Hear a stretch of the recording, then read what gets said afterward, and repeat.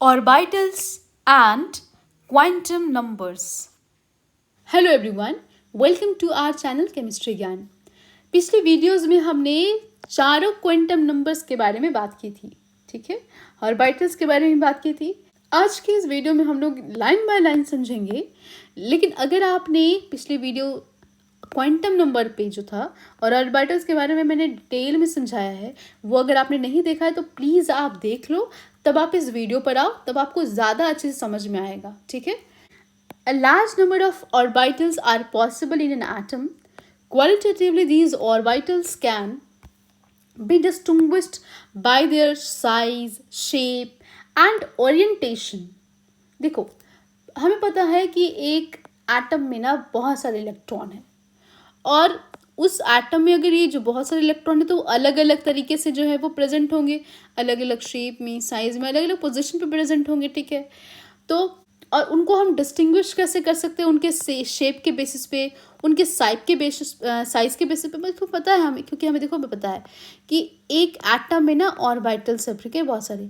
उस ऑर्बिटल का different shape होगा, डिफरेंट साइज होगा। तो अलग अलग शेप और साइज से तो हम लोग डिफरेंशिएट कर पाएंगे ना उन दोनों ऑर्बिटल्स के बीच में। An orbital of a smaller size means there is more chance of finding the electrons near the nucleus. इस फिगर से समझते हैं, ये जो ऑर्बिटल दिख रहा है आपको छोटा सा, न्यूक्लियस के पास है, और इसमें ये जो इलेक्ट्रॉन्स है ना, ये न्यूक्लियस के पास है। क्योंकि ये ऑर्बिटल साइज में छोटा है और न्यूक्लियस के पास है, तो इनमें जो इलेक्ट्रॉन्स होंगे वो न्यूक्लियस के पास होंगे। मतलब इन इलेक्ट्रॉन्स का न्यूक्लियस के पास जो है पाए जाने की प्रोबेबिलिटी ज़्यादा होगी, ठीक है। वहीं आप देखो, ये बड़ा बड़ा जो ऑर्बिटल दिख रहा है आपको, ये न्यूक्लियस से दूर है, तो इनके जो इलेक्ट्रॉन्स होंगे वो न्यूक्लियस से दूर होंगे, ठीक है। उनकी प्रोबेबिलिटी न्यूक्लियस के पास वो इलेक्ट्रॉन तो नहीं मिलेंगे हमें, न्यूक्लियस से दूर मिलेंगे। वहीं ये जो छोटा वाला ऑर्बिटल है, इसके इलेक्ट्रॉन्स न्यूक्लियस के पास जो है, न्यूक्लियस के क्लोजली हमें मिलेगा, क्योंकि ये ऑर्बिटल छोटा है और न्यूक्लियस के पास है। Similarly, shape and orientation means that there is more probability of finding electron along certain directions than along others. देखो, अगर आपको पता होगा कि इलेक्ट्रॉन इस ऑर्बिटल में है, उस ऑर्बिटल का ऐसा शेप है, ठीक है, ऐसा ओरिएंटेशन है, इस एक्सिस के अलोंग है ये। अगर आपको ये सारी बातें पता होगी तब आप बता सकते हो कि हाँ, इलेक्ट्रॉन जो है यहाँ पर है, उसके यहाँ पर पाए जाने की प्रोबेबिलिटी ज़्यादा है इस डायरेक्शन में। जैसे कि एस ऑर्बिटल का शेप स्फेरिकल है, पी का डम्बल है। तो अगर आपको ऑर्बिटल्स के शेप पता चल जाएगा तो आपको समझ में आएगा कि हाँ, इलेक्ट्रॉन जो है इस स्फेरिकल एरिया में होगा, है ना, उसके पाए जाने की प्रोबेबिलिटी यहाँ ज़्यादा होगी। देखिए, इन एटॉमिक ऑर्बिटल्स को और प्रिसाइजली समझने के लिए इसे हम ना डिस्टिंग्विश करते हैं अलग अलग क्वांटम नंबर से। इन क्वांटम नंबर्स के थ्रू हम एटॉमिक ऑर्बिटल्स के बारे में और ज़्यादा जान पाते हैं, प्रिसाइजली जान पाते हैं। और हर क्वांटम नंबर को अलग अलग साइन से हम लोग डिनोट करते हैं, उसको अलग अलग साइन डेजिग्नेट किया गया है। जैसे कि अगर वो प्रिंसिपल क्वांटम नंबर है तो हम एल से रिप्रेजेंट करते हैं, एंड अगर वो एजिमुथल क्वांटम नंबर है तो एल से, और मैग्नेटिक क्वांटम नंबर है तो एम एल से। The principal quantum number n is a positive integer with the value of n is equals to 1 2 3।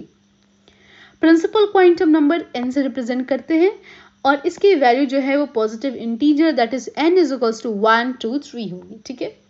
Principal quantum number determines size and to large extent the energy of orbital.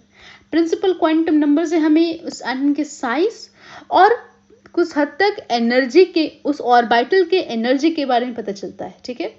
मतलब कि principal quantum number से हमें idea होता है कि हाँ, कितना बड़ा होगा वो एटम, ठीक है। जैसे कि आप देखो, अगर उसमें एक ही शेल हुआ तो ये एटम बस इतना ही छोटा रह जाएगा, ठीक है। अगर उसमें 2 शेल होते हैं तो मतलब कि वो एटम इतना बड़ा होगा, और 3 शेल होते हैं तो मतलब वो एटम इतना बड़ा होगा, और 4 शेल होंगे तो वो एटम इतना ही बड़ा हो जाएगा, ठीक है। देखो, हाइड्रोजन जैसे स्पीसीज, ठीक है, उनका जो है एनर्जी या साइज जो है ऑर्बिटल का, वो सिर्फ और सिर्फ n की वैल्यू पे डिपेंड करता है। क्योंकि इन पे देखो, सिर्फ एक ही इलेक्ट्रॉन होता है, ठीक है, क्योंकि यहाँ पर एज़ोमिथल क्वांटम नंबर जो कि पिछले वीडियो में हमने बात की थी, तो एल की वैल्यू यहाँ पर क्या होती है 0, तो एल की वैल्यू पे तो डिपेंड नहीं करेगी। एन की वैल्यू सिर्फ होती है, वो भी होती है 1, तो मतलब सिर्फ इनका साइज और इनका जो है एनर्जी वो सिर्फ है एन पे डिपेंड करेगा। हाइड्रोजन और हाइड्रोजन लाइक स्पीसीज जिनमें सिर्फ एक इलेक्ट्रॉन होते हैं, ठीक है। Principal quantum number also identifies the shell. हमने बताया था ना कि प्रिंसिपल क्वांटम नंबर से हमें शेल के बारे में पता चलता है। With increase in the value of n the number of allowed orbital increases. जैसे जैसे प्रिंसिपल क्वांटम नंबर मतलब कि वो शेल को रिप्रेजेंट कर रहा है, तो नंबर ऑफ शेल्स जैसे जितने जैसे बढ़ते जाएंगे वैसे वैसे अलाउड ऑर्बिटल्स जो है वो इंक्रीज करते जाएगा। And are given by n square means कि टोटल नंबर ऑफ ऑर्बिटल्स हमें एन स्क्वायर से पता चलता है, ठीक है। पिछले वीडियोज़ में भी हमने बात की थी, कैलकुलेट करके दिखाया था कि total number of orbital n square से कैसे कैलकुलेट करते हैं। एज वी नो कि एन रिप्रेजेंट कर रहा है यहाँ पर शेल को, ठीक है। तो यहाँ पर देखो जब एन इज इक्वल्स टू 1 मतलब पहला शेल होगा तो उसे हम बोलते हैं के शेल, ठीक है। जब एन इज इक्वल्स टू 2 होगा तो उसे हम बोलते हैं L shell. N is equals to 3 तो एम शेल, और एन इज इक्वल्स टू 4 तो एन शेल बोलते हैं हम उसे। और जैसे जैसे प्रिंसिपल क्वांटम नंबर इंक्रीज करेगा और ऑर्बिटल का साइज इंक्रीज होगा। In other words, the electron will be located away from the nucleus. Since energy is required in shifting away the negatively charged electron from the positively charged nucleus, the energy of the orbital will increase with increase of n. देखो इस figure में nucleus पे होता है positive charge और ये electron पे होता है negative charge.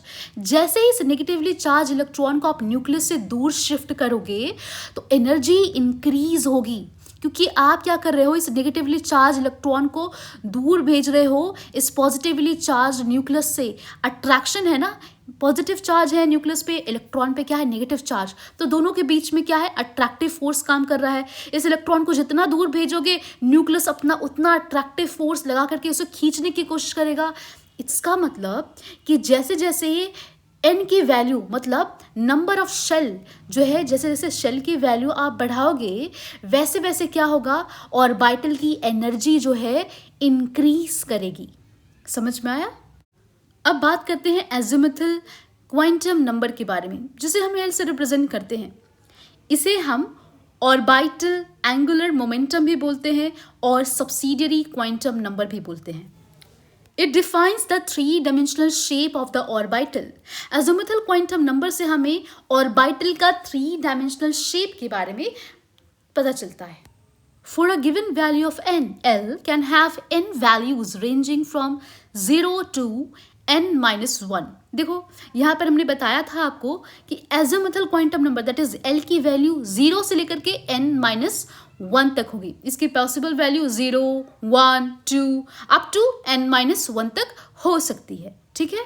For example when n is equals to 1 value of L is only 0 means जब n की वैल्यू 1 होगी तो L की वैल्यू क्या होगी 0, and for n is equals to 2 the possible value of L can be 0 and 1। ये कैसे, देखिए हमने पढ़ा भी था कि n-1 तक L की वैल्यू होगी तो 1-1 करेंगे for n is equals to 1 तो ये हमारा 0 आएगा, है ना। लेकिन वही अगर n इज इक्वल्स टू 2 है तो n-1 करके देखते हैं तो 2-1 दैट इज 1 आएगा, ठीक है। मतलब 0 से 1 तक L की वैल्यू होगी, ठीक है। For n is equals to 3 the possible values of L are 0, 1 and 2। और हमने पिछले वीडियोस में इसके बारे में डिटेल में बात की थी, ठीक है। तो देखो ईच शेल कंसिस्ट ऑफ 1 और मोर सब शेल्स और सब लेबल्स, मतलब कि हर एक शेल में एक से ज़्यादा सब शेल्स या सब लेबल्स होंगे। देखिए कितने नंबर ऑफ सब शेल्स है ये हमें पता चलता है प्रिंसिपल शेल से। मतलब प्रिंसिपल शेल का जो नंबर होगा उतने नंबर्स ऑफ हमारे पास सब शेल होंगे। इसको ऐसे समझते हैं, शेल की वैल्यू यहाँ पर क्या है, शेल क्या है, एक शेल है हमारे पास, तो इसमें कितने नंबर ऑफ सब शेल्स हो जाएंगे, एक होगा। आपको दिख रहा है 1s, तो एक शेल मतलब एक सब शेल होंगे उसमें, ठीक है। वैसे ही अगर हम दूसरा एग्जाम्पल देखें, अगर शेल आपके पास, हम दूसरे शेल में बात करें, n इज इक्वल्स टू 2 में बात करें, तो उसमें कितने सब शेल्स होंगे? उसमें 2 सब शेल्स होंगे, 2s एंड 2p, ठीक है। और अगर n इज इक्वल्स टू 3 है तो उसमें कितने सब शेल्स होंगे? 3 सब शेल्स होंगे, 3s, 3p एंड 3d। और वहीं फोर्थ शेल के बारे में बात करें तो उसमें कितने नंबर ऑफ सब शेल्स हो जाएंगे? 4। इट मीन्स कि जो प्रिंसिपल शेल की वैल्यू होगी उतने नंबर ऑफ सब शेल्स होंगे। समझ में आया? सो वही सारी चीज़ें यहाँ पर लिखी हुई है, ठीक है, जो हमने पिछले वीडियोस में भी बात की थी। अब देखिए यहाँ पर वैल्यू ऑफ एल दिया हुआ है। एल की वैल्यू अगर 0 होगा तो वो रिप्रेजेंट करेगा एस सब शेल को। एल की वैल्यू 1 होगी तो वो रिप्रेजेंट करेगा पी सब शेल को। एल की वैल्यू 2 होगी तो वो रिप्रेजेंट करेगा डी सब शेल को। एल की वैल्यू 3 होगी तो वो रिप्रेजेंट करेगा एफ सब शेल को। एल की वैल्यू 4 होगी तो वो रिप्रेजेंट करेगा जी सब शेल को। और एल की वैल्यू 5 होगी तो वो रिप्रेजेंट करेगा एच सब शेल को, एंड सो ऑन, ठीक है। तो देखिए यहाँ पर ये जो टेबल 2.4 है ना, it shows the permissible values of L for a given principal quantum number and the corresponding cell notation. So चलिए समझते हैं इस टेबल को अच्छे से। n की वैल्यू यहाँ पर दी हुई है 1, तो L की वैल्यू क्या हो जाएगी वहाँ पर? 0। इट मीन्स कि वो 1s होगा, ठीक है, क्योंकि 0 है तो s सब शेल होगा, हमने देखा था यहाँ पर s सब शेल, और 1 है इसीलिए हम लिख रहे हैं 1s, ठीक है।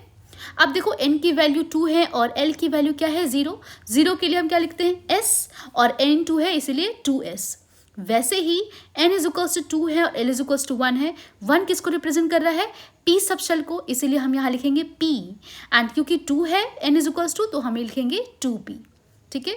यहाँ पर l की वैल्यू 0 है तो s, n 3 है तो 3s, ठीक है। 1 है तो अगेन p लिखेंगे, और n इज इक्वल्स टू 3 है तो 3p, ठीक है।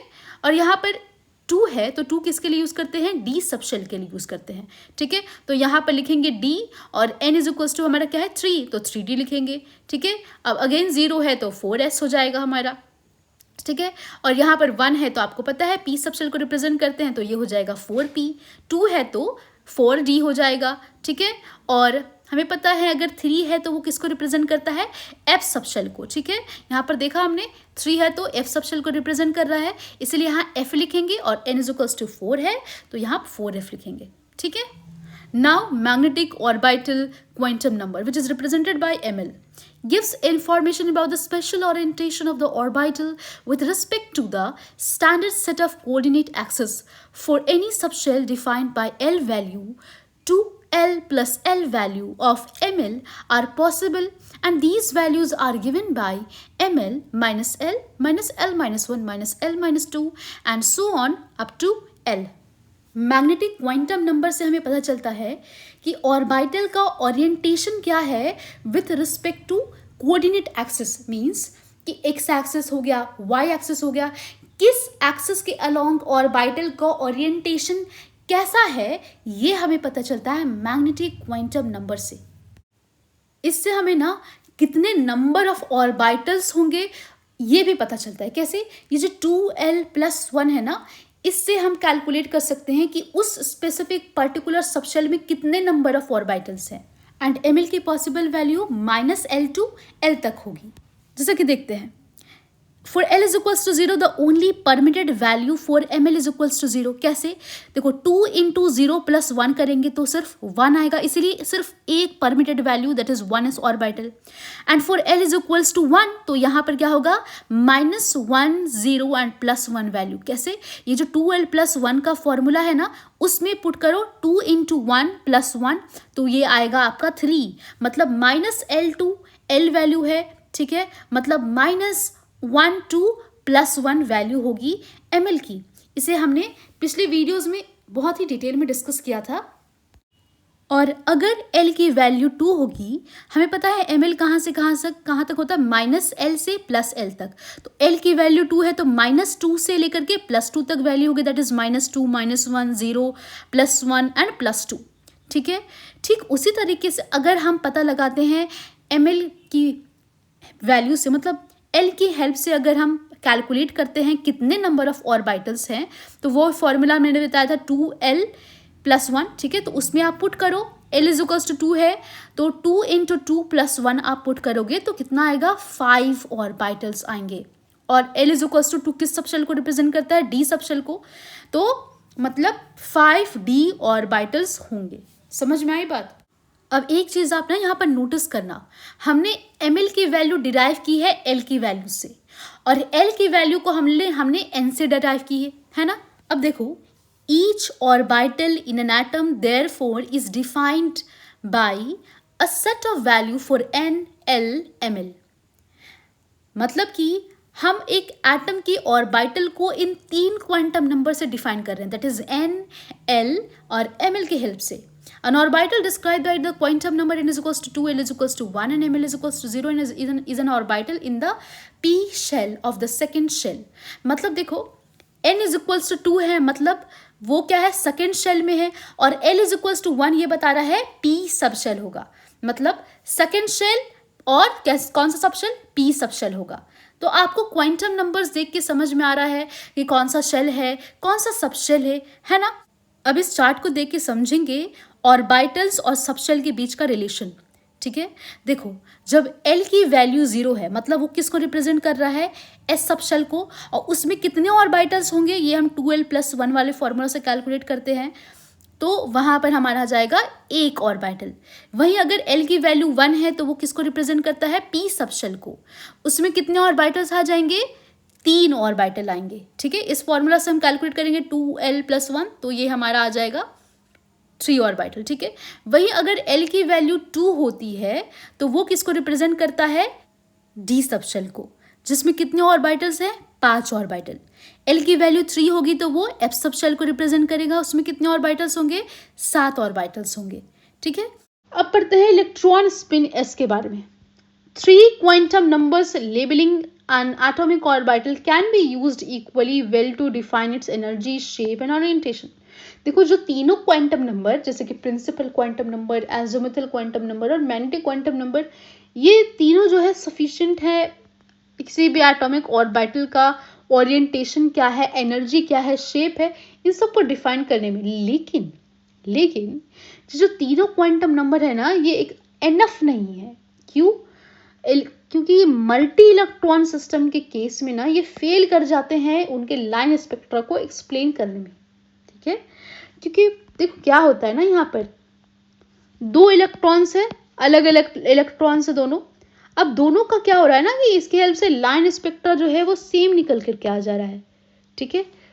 तो हमें एक ऐसा क्वांटम नंबर चाहिए जिससे हम इन दोनों इलेक्ट्रॉन के बीच में डिफरेंशिएट कर सकें। जब हमने स्पेक्ट्रम को ऑब्जर्व किया ना, तो वहाँ हमें डबलेट और ट्रिपलेट्स देखने को मिला। इससे हमें ये पता चल रहा था कि वहाँ पर जो हमें क्वांटम नंबर, ये तीनों क्वांटम नंबर है ना, principal quantum number, azimuthal quantum number and magnetic quantum number, तो इन तीनों क्वांटम नंबर से हमें पता चल रहा था कि ठीक है ये एनर्जी लेवल्स होगा, लेकिन उसके अलावा भी एनर्जी लेवल्स है, ये हमें स्पेक्ट्रा को देखकर पता चला।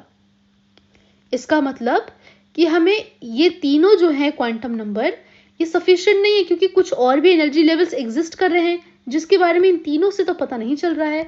तो यहाँ पर जो है साइंटिस्ट 1925 में, जिनका नाम है जॉर्ज अर्नलेन ब्लैक, आई डोंट नो, नाम अजीब सा है, and Samuel Goldsmith proposed the presence of fourth quantum number known as electron spin quantum number, that is ms, ठीक है। क्योंकि तीनों insufficient थे।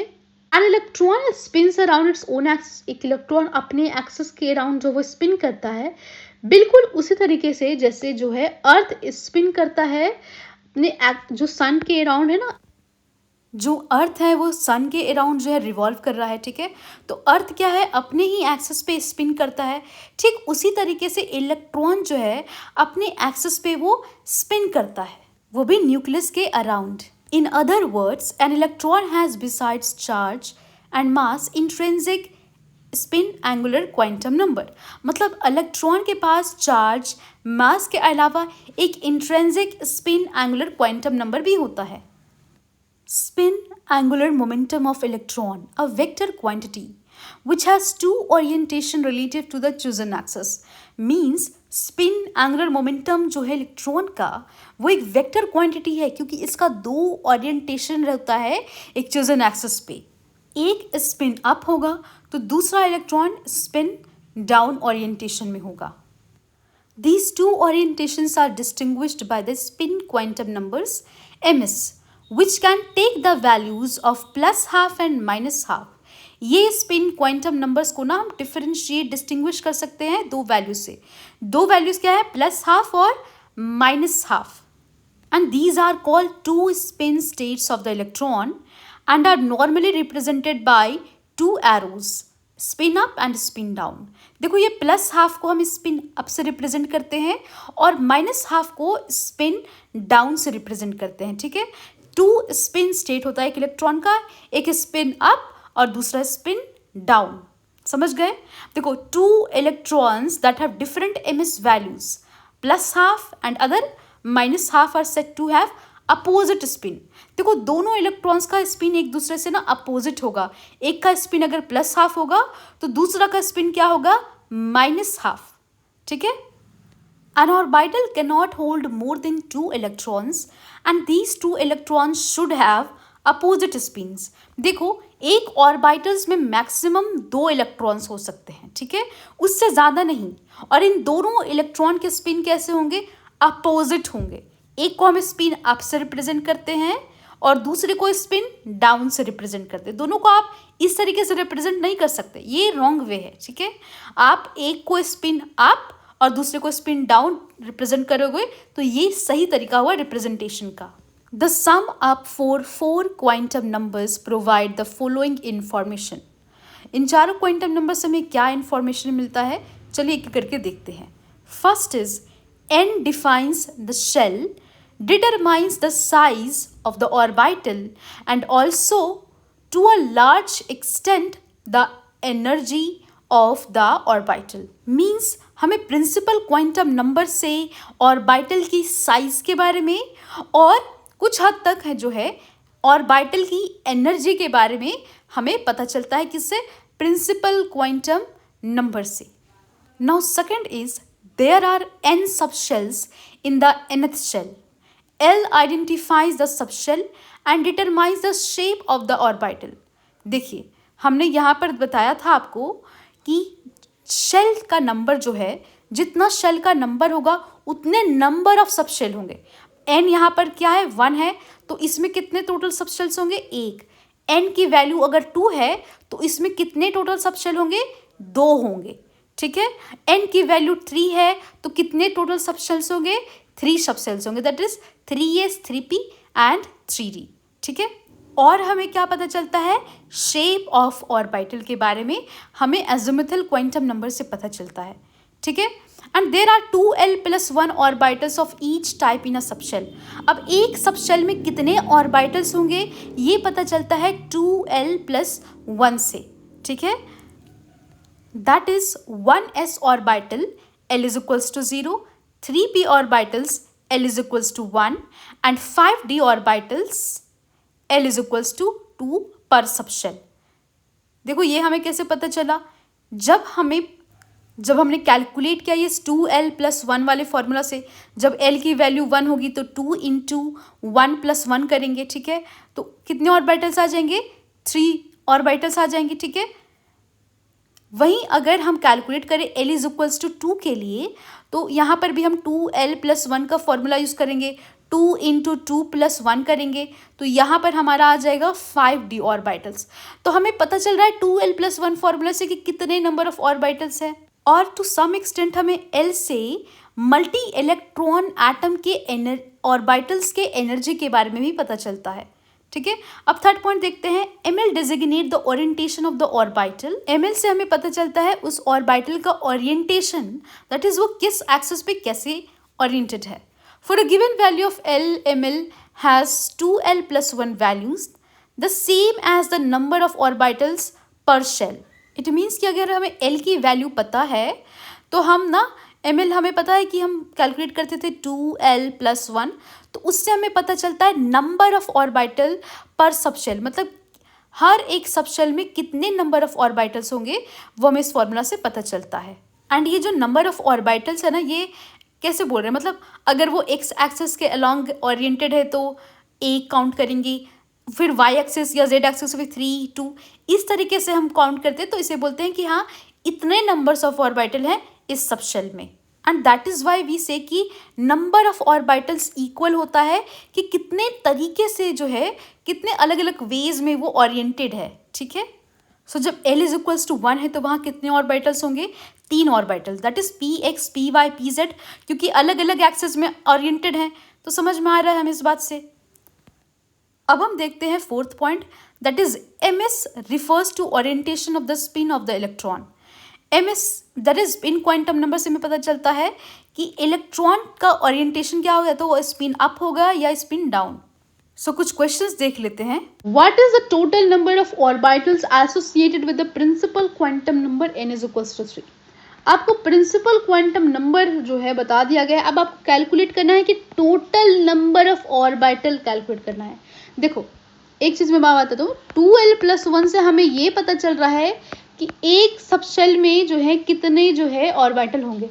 इससे टोटल ऑर्बिटल का हमें आइडिया नहीं लग रहा है, ठीक है। उस सब शेल में कितने ऑर्बिटल है ये हमें पता चलता है 2l+1 से। तो कैलकुलेट करते हैं एक एक करके, ठीक है, क्योंकि n की वैल्यू 3 है तो l की वैल्यूज क्या हो जाएगी, 0 1 और 2, हमें पता है ना n की वैल्यू हो जाती है 0 2, l की वैल्यू क्या होती है 0 2 n-1, ठीक है।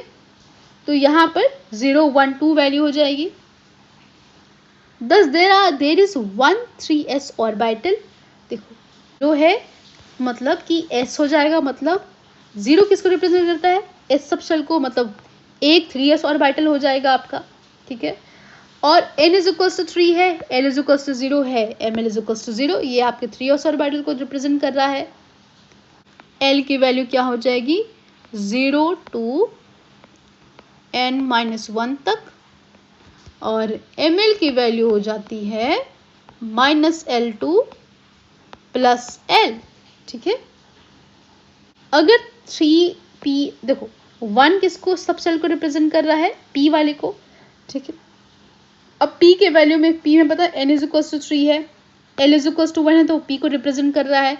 ml क्या हो जाएगा -l to l, तो l की वैल्यू 1 है तो मतलब -1 0 और +1 वैल्यू हो जाएगी इसकी। अब कितने ऑर्बिटल्स होंगे, अब कितने ऑर्बिटल्स होंगे ये हम कैलकुलेट करते हैं ना इस फॉर्मूला से, 2l+1, इस फॉर्मूला से हम कैलकुलेट करना कि कितने ऑर्बिटल्स हैं। तो अगर l की वैल्यू जो है वो 1 होगी तो कितने ऑर्बिटल्स हो जाएंगे, टोटल 3p ऑर्बिटल्स हो जाएंगे, ठीक है। वहीं अगर l की वैल्यू आपकी 2 होती है तो कितने ऑर्बिटल्स हो जाएंगे, 5 ऑर्बिटल हो जाएंगे। इस फॉर्मूला में 2 सब्सटीट्यूट करके देखो तो 5 ऑर्बिटल निकल करके आता है, ठीक है। तो देखो पहला हमें एक 3s ऑर्बिटल मिला, और 3 जो है 3p ऑर्बिटल मिला, और 5 जो है 3d ऑर्बिटल मिला।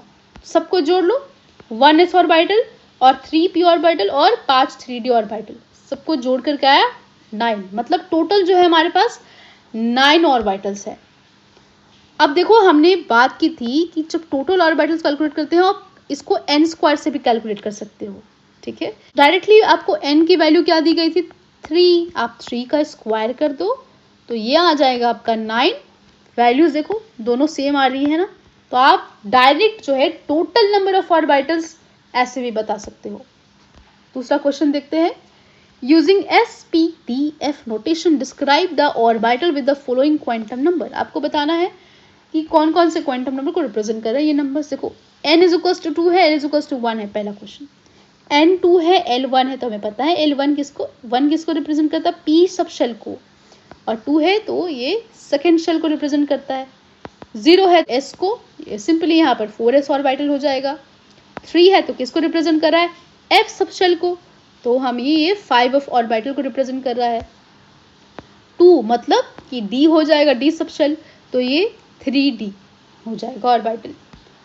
तो बहुत सिंपल था, हमने देख लिया ऑर्बिटल्स, और हमें 4 क्वांटम नंबर से क्या समझ में आ रहा है, क्वेश्चन भी करके हमने देख लिए। नेक्स्ट टॉपिक जो हमारा होगा वो शेप्स ऑफ एटॉमिक ऑर्बिटल्स। अगर आपको आज का वीडियो पसंद आया हो तो do like the video and subscribe to my channel. Thank you for watching.